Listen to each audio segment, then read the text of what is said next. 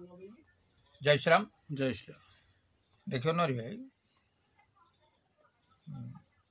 जड़े पचार जे अहं ब्रह्मस्मि तत्वमसी शिव हम बुझे ये जो कथा गुड़ा आम कहती मु शिव मु ब्रह्मरंश तमें जे मु से तत्वमसी आपन जे मु से ये जो कथा गुड़ा को लोक कहते ये केते दूर ठीक तो जानवा दरकार बा ये शब्द कौट शिखिले से एम कौट गोटे बही पढ़ी शिखी प्रथम बुझब जो सत चित आनंद विश्व उत्पत्ति आदि हेतवे तापत्र विनाश शिव सत चित आनंद रूपाय बा सचितानंद रूपाय विश्व उत्पत्ति आदि हेतवे तापत्र विनाश शिव हम से कहते सचितानंद रूप सत चित आनंद रूप जहाँ को द्वारा हेतवे सृष्टि हेतवे विश्व हेतवे बार्थ जी सृष्टि कर संहार कर पालन कर सी जो शिव है से शिव हूँ ये जो कथा कहुई जे प्रथम देखिए शिव तत्व ईश्वर तत्व न शिव तत्व देख तेल से स्थान टी कौटी ना जिते प्रथम ईश्वर सृष्टि बा शिव बुझे जो उत्पत्ति है सृष्टि सेठी कौन है ना तम गुण लिंग होगी रहा रजगुण क्रिया मात्र रहा सतगुण 100 रहा ये जो चित्त ये हूँ सत चित्त आनंद रूपाय ताल से किए हेले शिव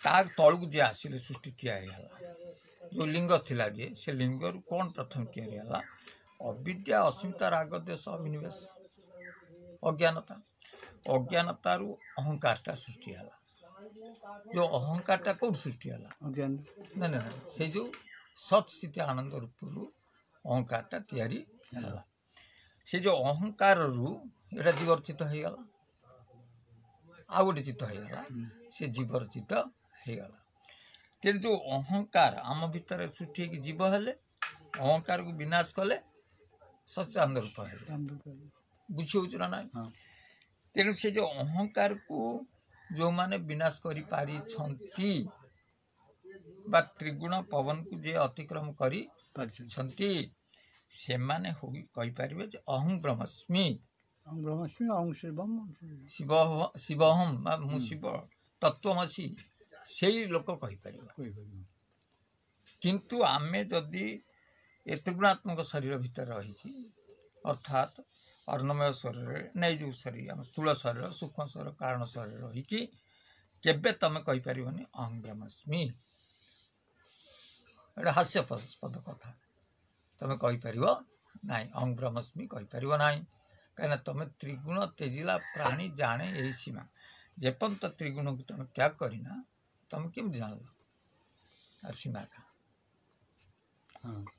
बुझे ताले जदि तुम त्रिगुण तेजिच बोली तुम ज्ञान होता है ताकू शास्त्र अनुसार पढ़ तुम भितर ये प्रलय है ना तुम जो लिंगटा जो अहंकार सृष्टि कर जो लिंग से लिंगटा विद्यमान अच्छी कि तुम ना जदि तुम भितर अष्ट प्रकृतिर प्रलय हो अर्थात अंधकार हो घूर्णन हो भूमिकंप हो 49 खंड पवन बही 7 समुद्र माड़ी आसी बुझीगले ये जो भाव जो अग्निर उताप आसी ताहले तमें जान ये जो सूर्य न कोटि कोटि सूर्यर उताप आसी कोटि कोटि अंधार ये जो अष्ट प्रलय जदि तुम भर हो जहाँ को तुम सही मूर्छित हो जाइए बुझे तापर जदि तुम त्रिगुण पर ज्ञान आसी ताहले तमें कहीपर मुझे अहं ब्रह्मस्मि तत्वमसी आउ शिव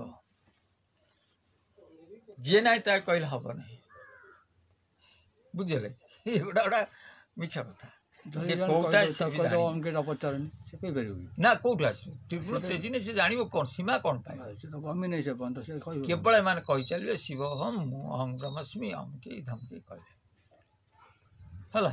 କିନ୍ତୁ ସେ ତେଜି ନଥିବ। ଏତିକି ତ ହେଲେ କରିବେ। ଏତିକି ହେଇଥିବା ଲୋକ ସେ କେବେ କହିବନି ମୁଁ ବ୍ରହ୍ମାସ୍ମି। ଏଇ ତ ସେ କାହିଁ କହିବ?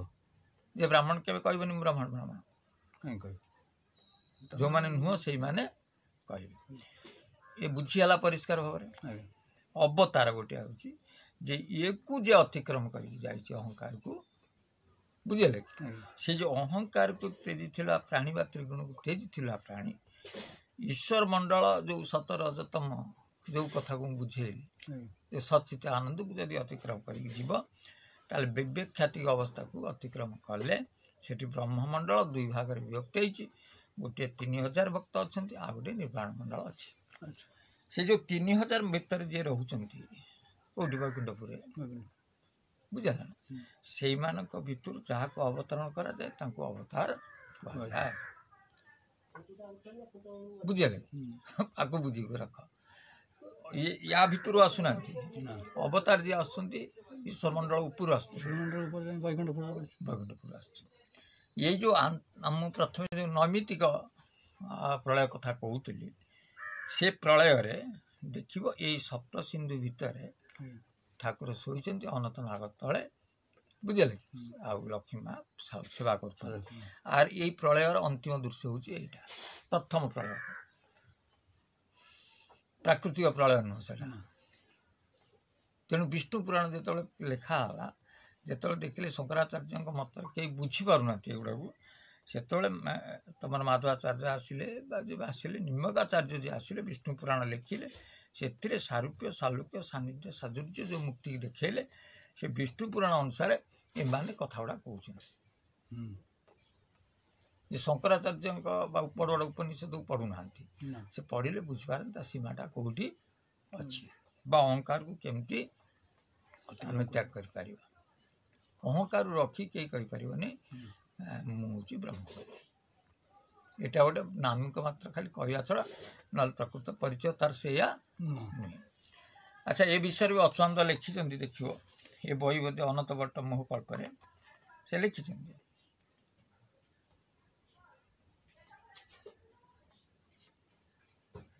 ସେଥିବେ ତତ୍ତ୍ୱଗୁରୁ ବୋଲିକରି ଜଗତେ ନ ଜାଣି, ବୁଝିଲେ, ଅନାମ ଭଜିନ ବୋଲାଇବେ ବ୍ରହ୍ମଜ୍ଞାନୀ।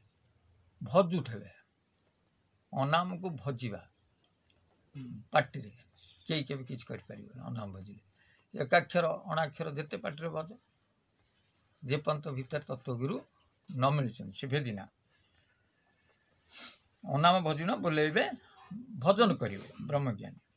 ବ୍ରହ୍ମଚାରୀ ବେଶ ଧରି ବୈଷ୍ଣବ ଗଣ କହିବେ ଆମେ ହେଇଗଲୁ ବୈଷ୍ଣବ।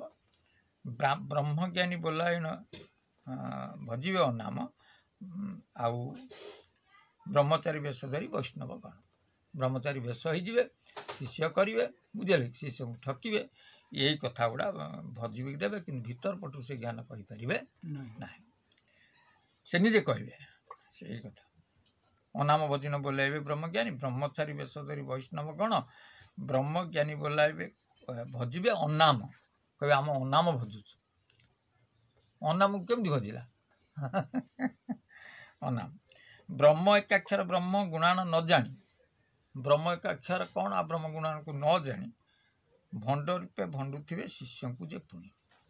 ଏମାନେ ଭଣ୍ଡ ଭାବରେ ଲୋକଙ୍କୁ ଭଣ୍ଡୁଥିବେ। ଏବେ ଏଇ ନାମକୁ କହିବେ ତମେ ଏଇ ନାଁଟା ଭଜ, ଏଇ ମନ୍ତ୍ରଟା ଭଜ, ଏଇଟା ଭଜ। ଏଥିରେ କ'ଣ ଉଦ୍ଧାର ହେଇପାରିବ? ବ୍ରହ୍ମକୁ ଜାଣିପାରିବ? ପାଟିରେ ଉଚ୍ଚାରିତ ବିଦ୍ୟାରେ ଜାଣିଦେବ। ସେଇ ଯେବେ ପରବଧୂ ଦେଖିବେ ସୁନ୍ଦର, ଯଦି ତାଙ୍କ ପାଖକୁ ସୁନ୍ଦରୀ ବୋହୂ ଆସିଲା, ସୁନ୍ଦରୀ ଝିଅ ଆସିଲା, ଦେଖିବେ ସୁନ୍ଦର, ରମିବାକୁ ମନ ବଳାଇବେ ସେ ସତ୍ୱର। କାରଣ ଭିତର ପଟରୁ ହେଇନି ନା। ଅହଙ୍କାର ଯେତେବେଳେ ଯିବ, ଅହଙ୍କାର ଯେତେବେଳେ ବିନାଶ ହେବ, ଅବିଦ୍ୟାର ଯେତେବେଳେ ବିନାଶ ହେବ, ତମ କତିରେ ତ ମଞ୍ଜିଟା ଭାଜି ହେଇଯିବ, ଦଗ୍ଧ ବା ପୋଡ଼ିଗଲା। ସେ ଗଜା କେମିତି ହେବ? ଯଦି ଇଏ ମନ୍ତ୍ର ପଢ଼ୁଥିବେ ତାହେଲେ ଗଜା ହେବ। ଯଦି ତତ୍ତ୍ୱଗୁରୁ ପାଇକି ତତ୍ତ୍ୱ ଭେଦିଥିବେ, ଅହଙ୍କାର ବିନାଶ କରିଥିବେ, ତାହେଲେ ଇଏ କାମ ଶକ୍ତି ଆଉ ଜାଗ୍ରତ ହେବ ନାହିଁ। जदि बा जाग्रत हुए तांकर विवेक ज्ञान अच्छी ठाकुर अच्छा पुणी नियंत्रण रही बुझे कि नाम को भजिकी पाटे कई के ब्रह्मज्ञानी हो पार ना अहम ब्रह्मस्मि हो पार शिष्य को कहे देख ब्रह्म एकाक्षर तेल ब्रह्म एक अक्षर ना ना शिष्य को कहे से कहे आज्ञा हाँ आप ब्रह्म तो एकाक्षर गल एकाक्षर आ तोर पत्नी मोर पत्नी एका समतुल ना ना तू मु तो समान तू शिव को मु शिव तू ईश्वर को मु ईश्वर तू ब्रह्म को मु ब्रह्म आ तो स्त्री ब्रह्म हेले मो स्त्री ब्रह्म आ तो स्त्री जी मो स्त्री से नुह किए गोटे त्रिलोचन भाई के यही टाइप कथा कहूला आम कहीं खोज आम तो निजे शिव आम तो निजे ईश्वर आम तो निजे ब्रह्म बुझे अच्छा कौन कह ब्रह्मर अवस्था गले ब्रह्म किमिति कह ब्राह्मण केवे कहबनी ब्राह्मण भगवान के कहबनी भगवान सूर्य के कहबनी सूर्य पवन के कहबनी मु पवन यही जे नुह से माने कहते ठीक या चौचांद लिखिं से जो भली भाव में शिष्य कर ठकुंट बर्तमान से कथा से लिखिले शिव केमती तू शिव से शिव केमती है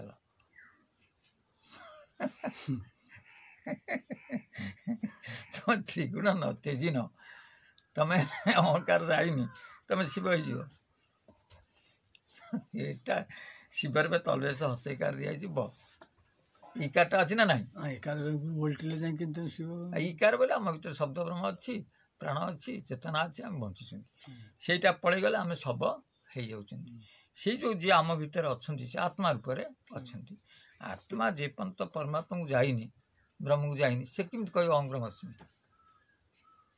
से कह हाँ अहं जीव बा अहं अयम आत्मा जो ब्रह्म कि मु शिव मु ये जो कही दौरान हाँ एटा ठीक कि चातुरी एटा केमी कहले एटा बुझ एटा कथा तो नुह ना तुम आगे त्रिगुण तेज थे तुम कहली जो अष्टप्रलय हो कि ना तुम जाणीद जदि न हो तुम अपेक्षा कर गुरु खोज से केमती हुए जे ता न हो तुम मनरू केमती कह आम गुरु दरकार नहीं आम शिव हो आम गुरु दरकार नहीं ईश्वर हो आम दरकार नहीं ब्रह्म हो ना तुम कम हो परिस्थिति देखिले या कर परधन देखिले अचंद लिखिं आम कौन कह आम कहना ना आ मु जा कहूँ मनर कहूनी मु भी बड़ बड़ उपनिषद पढ़ी मु अनुभव कर मो भीतर ज्ञान बुझे विवेक कौन विवेक पुरुष पाखे ना विवेक ज्ञान आसीगले से जापर जे मु जड़े आ विवेक ज्ञान जड़े मो भीतर अच्छी आम कथबार्ता हो पार बुझीगला ना तेणु विवेक ज्ञान जेपर्यंत न आसी विवेक ज्ञान नुह जे साधारण मनुष्य पाखे जो विवेक विवेक गोटे ज्ञान अच्छी है ना ना विवेक ज्ञान आ शरीर ज्ञान ये भिन्न शरीर ज्ञान तुम शरीर को लेकिन विवेक ज्ञान ब्रह्मांड को लेकिन अर्थात तुम ब्रह्मांड भित्तिक ज्ञान आसीज मु कहूनी ब्रह्मांड कर्ता हो ब्रह्मांड भित्तिक ज्ञान आसो अर्थात अनुभव आसो ये समस्त दुख ही मोर दुख समस्त सुख भी समस्त समभावी हो पार कौन बुझीगला कि केवे जदि कई ये कहे अहं ब्रह्मस्मि ता कथार जमा पड़ो ना कारण अहं ब्रह्मस्मि मु ब्रह्मरंश जी से कहे ना ये कथा जे तत्वमसी से कहे ना सी सूचक शब्द सी कहले कहे न कहले ना कारण कहले किसी हेनी न कहले भी किसी सूर्य डेली कह मु सूर्य जा न कहले भी से ब्रह्म से या ईश्वर से या समस्या ये जे कहती ये से नुहति केमिति को प्राणीर अच्छी मंत्र कंठ क्षेत्र जो दशम हृदय खोलदेव कौ मंत्र खोल पकड़ कौन केमी मंत्र था महापुरुष मंत्र लिखि मंत्र करे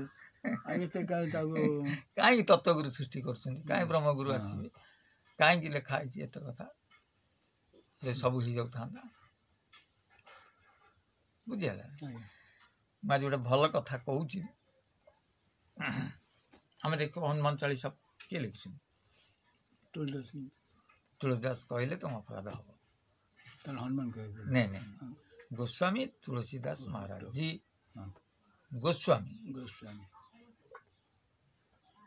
तुम बापा किए ना तुम कह हरिया ये कथा कौच कि तुम बापा शब्दटा केमती तुम श्री अमके अमके तेणु जी तुलसी गोस्वामी जी तुलदास गोस्वामी महाराज जी संपूर्ण ना सी हनुमान जी चालीसा लिखिले हनुमान चालीसा कौट लिखिले ता भी जानी ना मुझे आज से विषय कथा कहूँ बहुत भल कथा तुम जान तो भल कथा न जान जान थे तुलसीदास जी बा गोस्वामी जाऊे गोटे ग्राम को भ्रमण करने से बहु परिचित हो जाते से रामायण लिखि सारी वाक्य ही सब राम कथा तेणु लोक मैंने सम्मान दौले भगवान बोली ग्रहण करते महापुरुष बोली गोस्वामी बोली मानुते से तो जो गाँव को जाते हजार पचास लोक मैंने प्रणाम करती नहीं से गोटे गाँव को जाऊँ बहुत लोग तो प्रणाम कर गोटे स्त्री लोक आसी कांदिकी दंड मुंडे लुगा अच्छी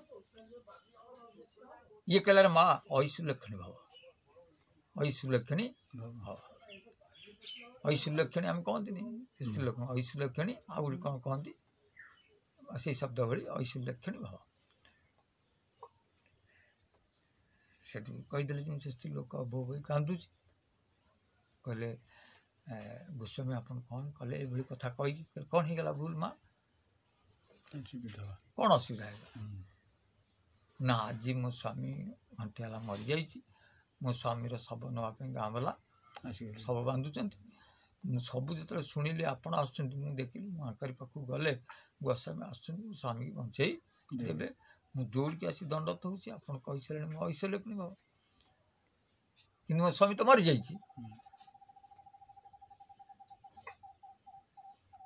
कथा असत्य न सौदागर निज वाक्य तो रक्षा कर बस पड़े किए चिड़ा बस ठकठक कर कहले प्रभु जिते दिन ज्ञान होती मुझे गुणगान कर नाम गाई सबू पार्टीटा आपण जी कहले मुझे कहनी आपण कही ना कही ना जदि आपण कहते आपण आपण कथा रक्षा कर मोर किसी कर्तव्य ना ये बाबद मुझे किसी जानी आपण गुणगान कर नाम गाई आज जहाँ बाहर आपण कही आपण लुह गड़ी पड़ा कार कहले मारे मुझे जानी जानी जानी मुझे ना जानी चल मुझे बसिक से नाम गाँच देखते स्वामी बंचुच कि ना जय सीताराम जय जय सीताराम जय सीताराम जय सीताराम गाई से कुखी बंधा होता स्वामी बंचीगला बचला भोग हो कथा एत बड़ महात्मा से मरी लोक बचाई देले तुलसीदास कहते मुझे किसी नुह से ठाकुर ना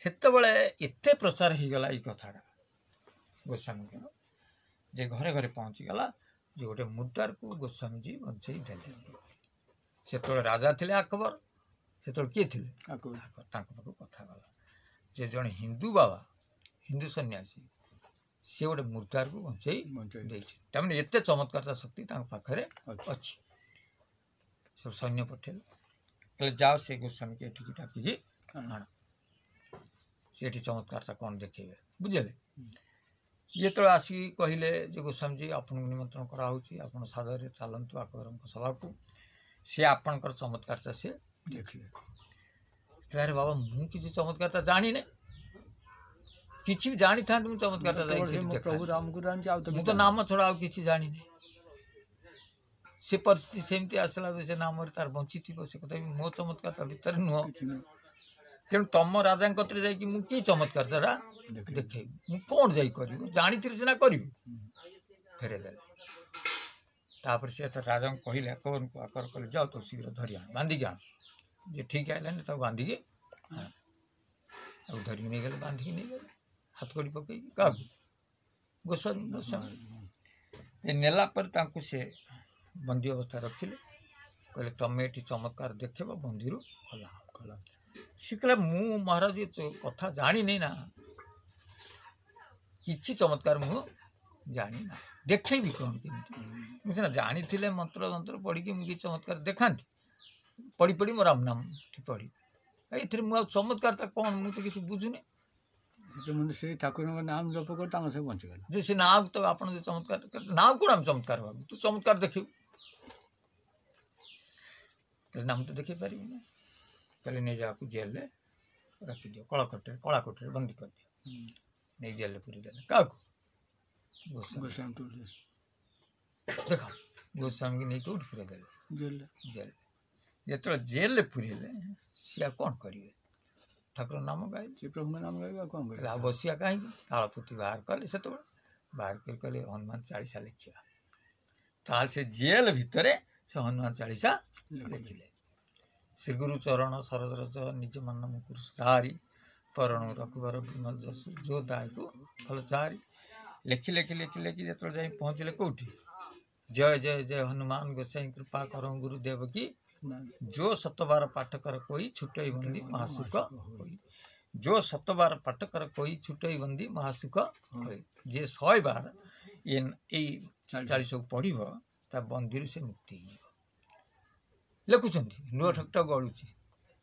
जय जय हनुमान गोसाई कृपा कर गुरुदेव कि ना जो 100 बार पाठ कर कोई छुटई बंदी महासुख होई। बंदी किए? निजे। अचानक कोटी कोटी बानर आइले, कोटी कोटी माने जार हिसाब नहीं, समुद्र लहड़ी भाई आस कुआड़ थे के आकर घर द्वार भांगिकी छिन छत्र राज्य करी खंडिया खाबरा करी उत्पात सृष्टि कले गणी होने।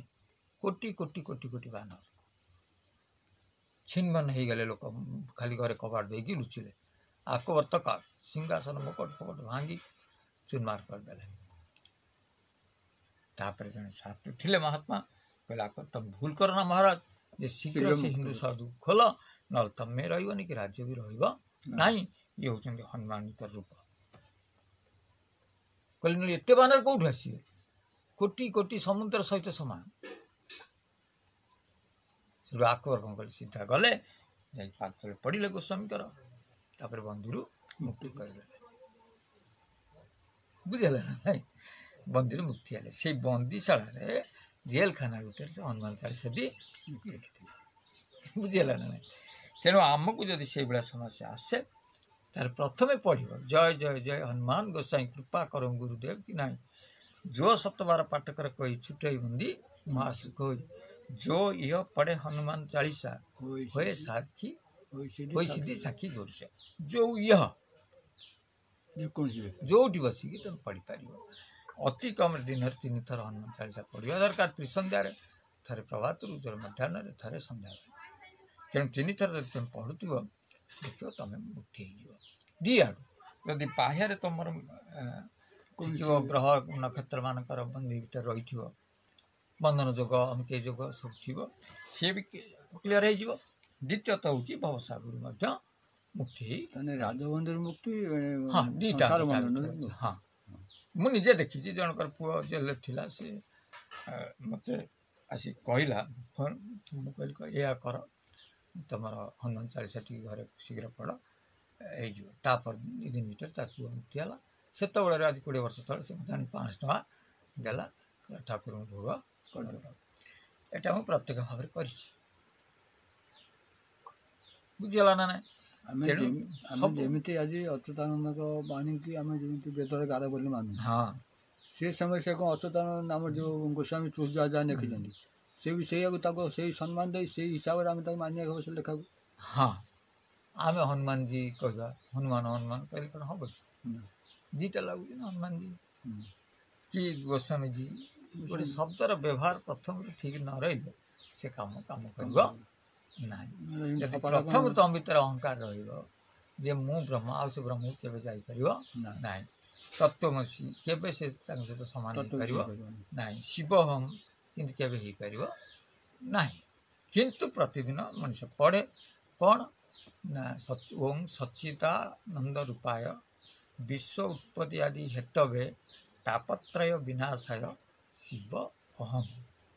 ये पढ़ती लोक जे निजक स्मरण करिया दरकार। मु नरी नुह मु शिव, मु नरी नुह मु शिव, मु जीवन मु शिव, मु आत्मा नु मु परमात्मा।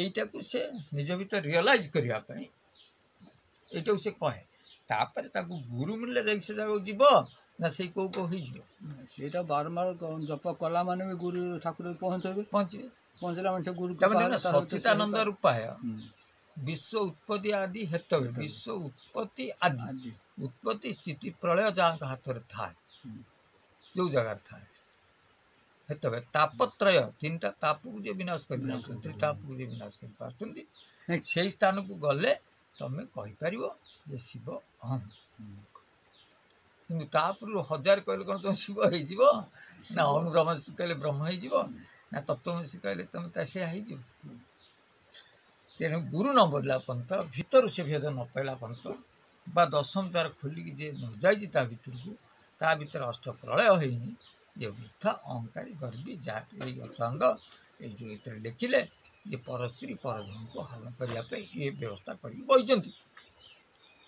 से केवे मानवे नहीं से बेलता आसी अलग प्रथम से अहंकार भाव रही बुझेगा ना कहीं लोक ठकी खा खाए से कार शिष्य हो पारे ना कारण से गुरुस्थान बस सहजरे गुरुपद भी छाड़े ना गुरुपद छाड़ जी जहाँ भीतर भगवान पाइबार इच्छा हम से तो जाकि गोटे चंडाल पाद तले पड़ जाइए कि बेस कि भीतर जो अहंकार अच्छी जे अंगरामस्मी कह अहंकार देखाऊँ से मरवे कि पद छाड़े ना तेणु कलिजुगे मुझे कहूनी अचांद लिखिं बोली ये बही लिख था आज जय श्रीराम जय श्रीराम।